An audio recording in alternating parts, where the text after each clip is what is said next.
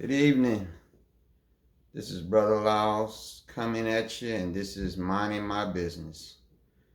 I want to thank you for tuning in to my channel on tonight.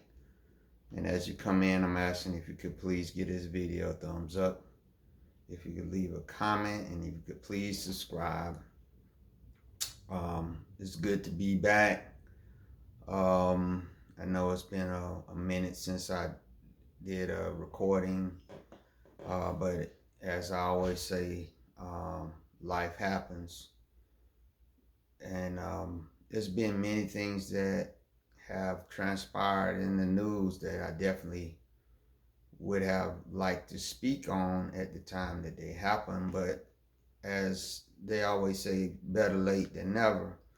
And this is one of the things that I've seen since I last spoke to you, that I really think is something that we, especially as black men, young and old, should pay attention to. It's this thing called the quarter zip movement. Uh, Let me first say that I'm not hating on the quarter zip movement. I don't think it's a bad thing. In many ways, I think it's a positive response, especially for young black men who are trying to move differently and get different results. But I also want you to know that it's not new. As a young man growing up in the 80s, my generation of black men, we had something similar to that. We kind of informally called it the preppie movement or the Miami Vice style. And just some of the things that, we would wear would be, khaki pants, different color khaki pants. We used to wear the sweaters, but we would tie the arms together in front of us, and we would usually be wearing a Ralph Lauren polo shirt or Izod a golf shirt. We also wear these colorful shorts, like I said, we call it the Miami style, basically, and we would have the Miami Vice style colors, just a range of colors, pastels, all of that kind of stuff. So the pink movement and all that kind of stuff, we delved into it too. So a lot of times when my generation, talks about, this generation wearing pink, we at one time wore pink also. We can get into the dynamics of what being around a lot of pink as a man can do to your psyche, but we're not going to get into that today. But we did wear pink. Pink was on pastels and different things like that. We also used to get what we call a skin tight fade, almost sort of like a military type fade, but they had different ways that you people could cut it. And we also later on had what they call the box style haircuts. Some people called them the Ronald Reagans, and we also had what we call a S curl. It wasn't a Jerry curl. It was like you had a short crop hair, but they had this excuse me uh conditioner that you could put in, and it would make it, if you had what they call 4C hair or whatever, it would make it wavy looking or whatever. And also clean shaven, no, if you had a mustache, it would be very, very thin, or most of the time people would just be clean shaven. Now, I must also state that this was not the entirety of black fashions in the 1980s. It wasn't. But it was a meaningful part of it. I'm going to tell you why. And I'm going to tell you, um, why I believe that the quarter zip sweater movement is also to me an important part maybe of this generation trying to make a statement. Okay, now when we talk about my era with the preppy movement, the Miami Vice style clothes that we wear, we have to be honest about what shifted in the black community. I was born in 1965, so you know, you know, 1970, I was a five. I could still kind of remember, even at that young age, I can remember seeing different things, and for some whatever reason, in my mind, I could see the clothes, and then in all these things is in my mind. I can remember the afros. I can remember the platform shoes. I can remember the bell bottom platform shoes that black people used to wear. I mean, just like outrageous types. We didn't think it was outrageous at the time. Clogs. I can remember the black slang, the black handshakes. Like my uncle, you know, whenever I was, you know, over at my grandma's house, my uncle, he would come in and we would do all these. He would show me all these different handshakes. They, you know, up and down and all this down around on the black man's side, all that stuff. I can remember that stuff, you know, in the late 60s, 70s, you know. But and we'll get to that part. We see it was starting to diminish. These things were starting to diminish. Why? Because the integration programs that had been set up by the civil rights movement was now quietly weakening the Black Power movement. Black collectivism projects like Soul City in North Carolina, which was a brand new city that was started by a black man. It died. It pretty much died off. And then of course nobody can forget close to the end of the 1970s. In 1978, the Jonestown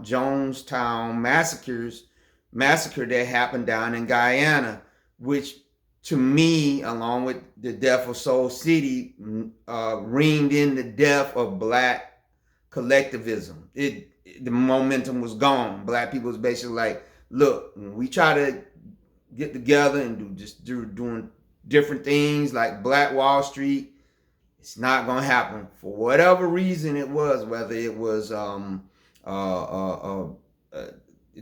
funding not coming entirely for us, or economic engines being withdrawn to dry up enthusiasm, whatever it was, that's what you were seeing coming into the 80s, that now black people were basically hearing from white people, come on into our world. It's not so bad after all, right?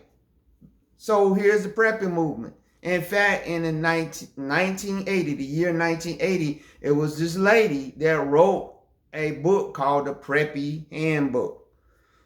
And of course, 4 years later, Miami Vice came out showing people, you know, the effects of drug money on the city of Miami and all the different styles and the kind of LGBTQ leftover from the disco era type, you know, fashion. We gotta just say it like it is.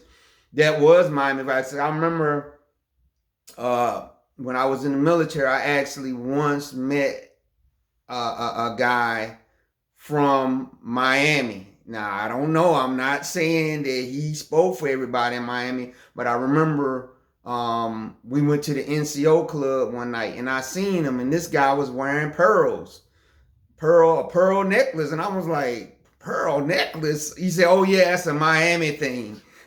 So all this stuff we were seeing as black people, right, coming out of and basically white people's like, come on in, this is how we live.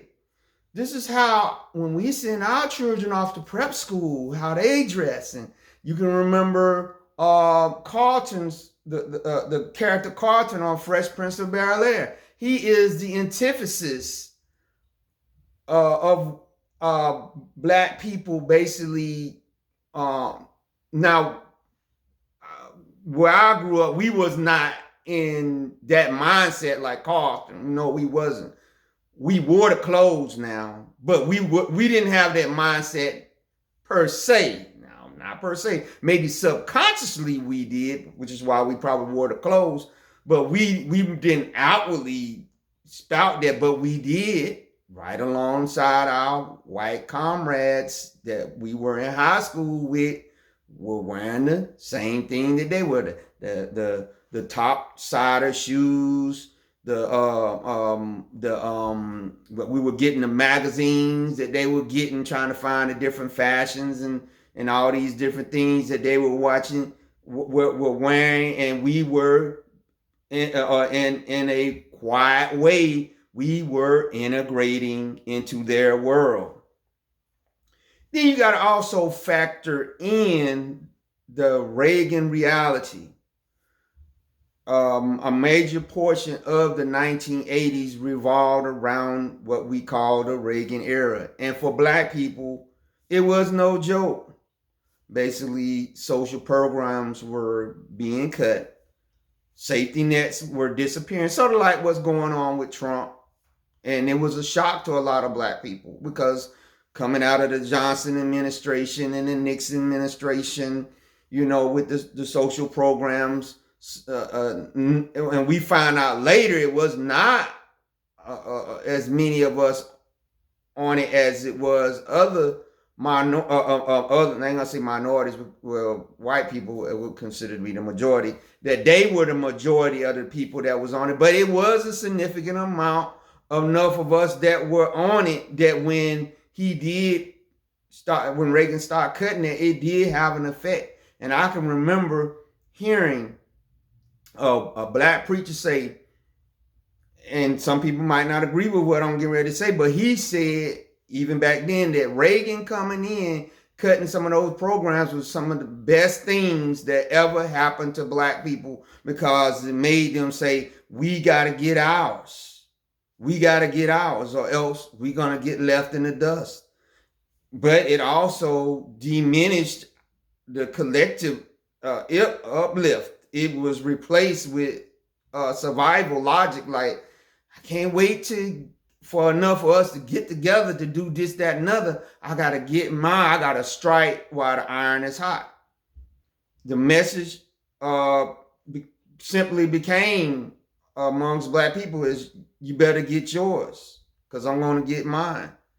The cultural pressure forced adaptation, not surrender, but adjustment. Meaning, when, like I said, we wasn't out here gleefully like Carlton, and in fact, we definitely wasn't going to their boarding schools with them like Carlton on the Prince of Bel-Air. We wasn't doing that, but the adaptation of everything that you see that's successful on TV and magazines, we were seeing this, and basically we were seeing that the Black Power movement actually in many ways did not have any power to a certain extent. And also that along with the Black Power era, it was promoting a lot of things that was not good for us as black people at that time.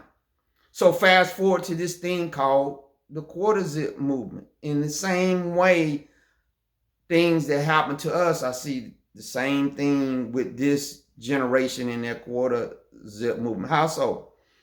Okay, it looks like to me the quarter zip movement is a response to the failures of the hip hop, gangster, and sports only model that's been pushed for decades. I mean, yes, later on when you see like the mid 80s you start getting the hip hop, what we call the rise of the hip hop culture, the fat laces, the jogging suits, the Caselli glasses, the fixation with the different tennis shoes. So yes, the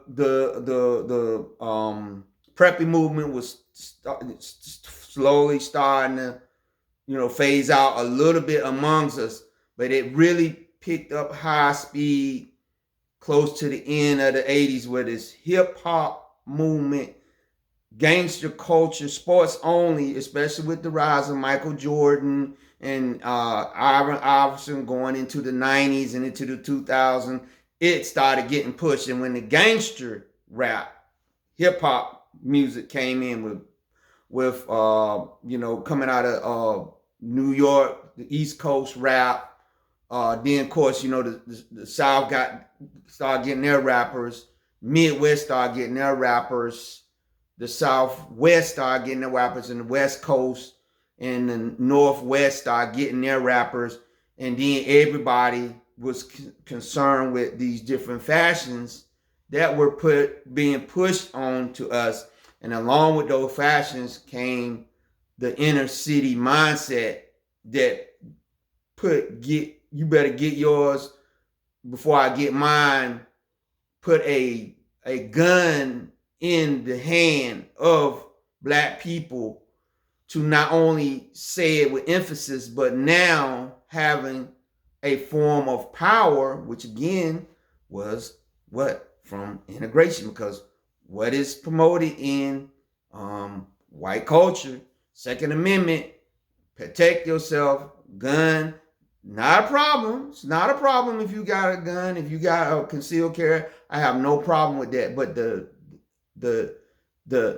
law abiding part was not pushed to us. That part was not pushed to us.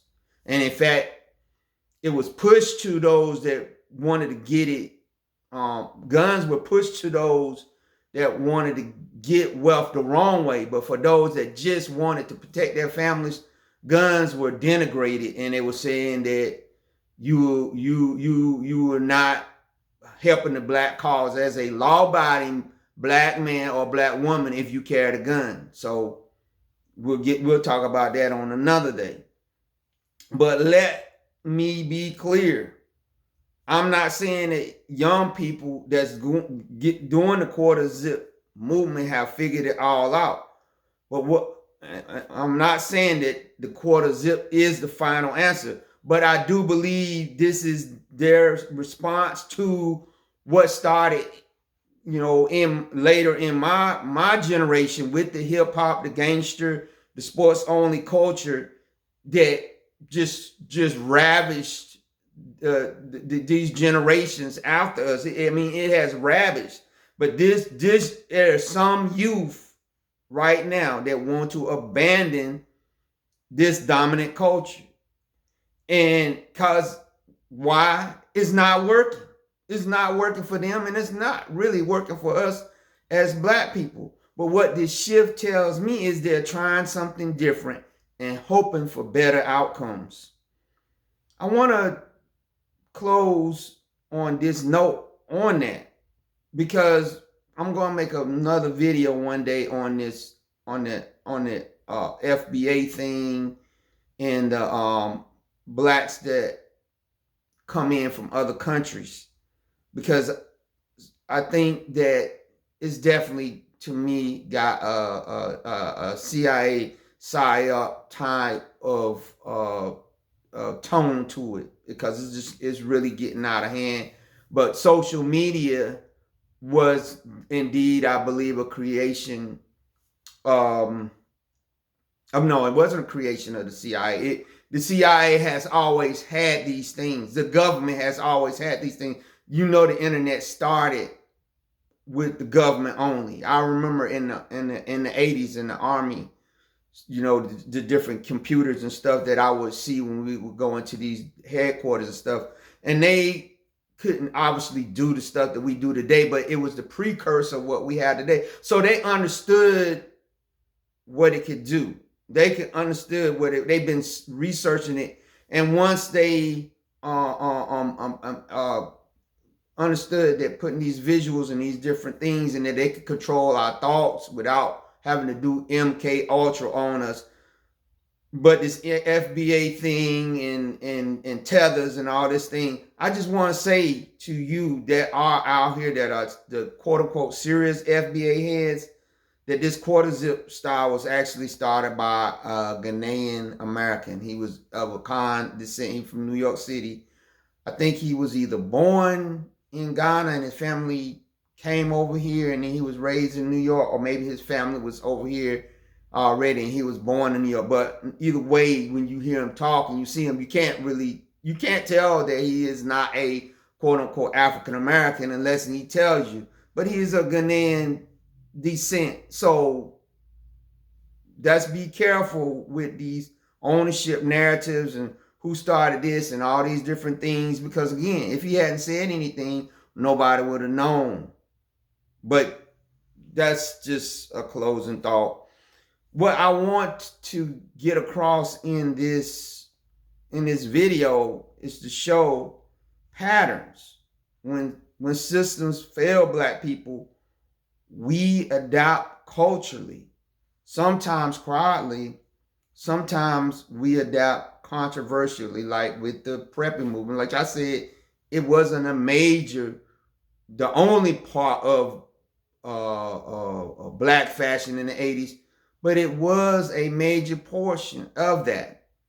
And if really, to be honest, let's just be honest, if the quote unquote hip hop movement with breakdancing and all that stuff hadn't came along, and also the push of NBA and NFL and all these sports with ESPN, and maybe we would have kept the preppy type style movement, or whatever way you said, which really concentrated on the young white youth that were being sent off to the prep schools and learning the things that they needed to do to take over from their fathers and mothers' businesses. One wonders what could have happened with some of our Black. Yeah, I know that some of us, like myself, went into the military in order to carve out our niche in this American culture. We went into the military culture. And we know that Bill Cosby was trying, and Oprah, they was trying to cultivate within Black people, Bill Cosby wearing the different HBCU member clothing and different things on his show. There was a move of some Black youth to HBCUs and colleges and different things like that. But when the hip hop gangster type style movement came in, a lot of that stuff started going out the door. And even those that did go to college and graduated, because of that hip hop gangster style, sports only, it still had a negative effect to those that he had even been college educated, because just like Puffy went to Howard University. Redman and Method Man, I could be wrong, but I believe both of them were in college. And I think they dropped out, but you would be surprised that a lot of them were in college. So we can say that the fashion of the gangster hip hop style, sports only, has been very detrimental to us as Black people. And I think these young people Black men out here that are brave enough to say, I'm going to step away from that. Some people might laugh and might say, oh, that's corny or whatever. But wisdom has her children. The question isn't whether the quarter zip is cool. The question is, what problem are young Black men trying to solve, and will this help them solve it? And with that, I'm going to tell you Thank you for tuning into my video tonight.